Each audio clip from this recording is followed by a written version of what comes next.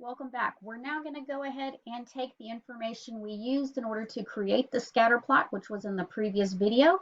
And we can see on our calculator, we have that scatter plot that we went ahead and created. And we're now going to make the linear regression equation out of it. We're going to get those regression statistics. Now for our regression equation, we are going to utilize the form of y equals a plus bx.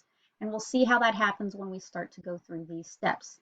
Now, first thing we're going to do is we're going to go ahead and press Stat, nice and easy. We're going to highlight Calc, so going over to Calc. And now notice, here's a change. We're used to, when we took Algebra 1, we would use usually option 4, linear regression AX plus B. We're in statistics, we are actually now going to choose option 8, linear regression A plus BX. So make sure you use option 8 here. So I'm going to go down to number 8. There's 8. I'm going to hit enter, L1, L2, again, X list, Y list. Now notice this next part, we are going to store the regression equation by pressing second alpha trace. So second alpha trace. I have options. I'm telling it to take the information or actually the equation generated, and I want it to store it, into option 1. Now I made a mistake, so let's say this ever happens to you. You've got second L1. Okay, I'm going to reinsert that information. All right, second store regression equation. I have second alpha trace. And now I'm going to press enter for Y1. Y1 gets inserted, and I'm going to calculate. When it calculated, I got an A value, which of 177.21. Now this is our y-intercept. Our B value here, which is going to be slope, is 0.0786. We see that here along the bottom. I've included the correct values. And in putting it together for your regression equation, our answer is now y hat equals 177.21 plus 0.0786 times x.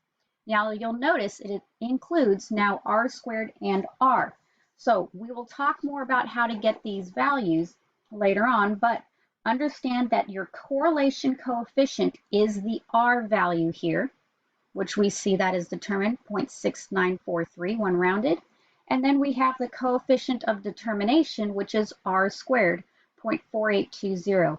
Understand these two are commonly mistaken. So make sure you know, are you dealing with an R squared value, which is going to be, again, the coefficient of determination, or are you dealing with the correlation coefficient, which is an R value?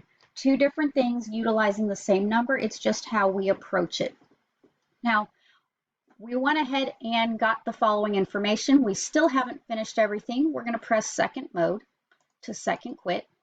And now I actually want to graph the regression equation. So we are trying to get this line through that information. So now I'm going to press zoom 9.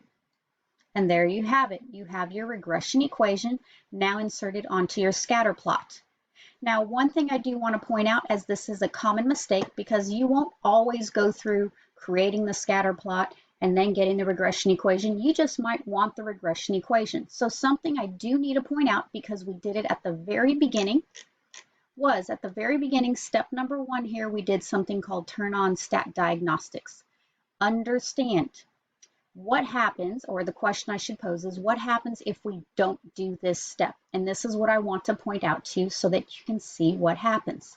So I'm going to go into mode, and I'm going to actually turn off my stat diagnostics because I want you to see what actually happens. So mode is off, second quit.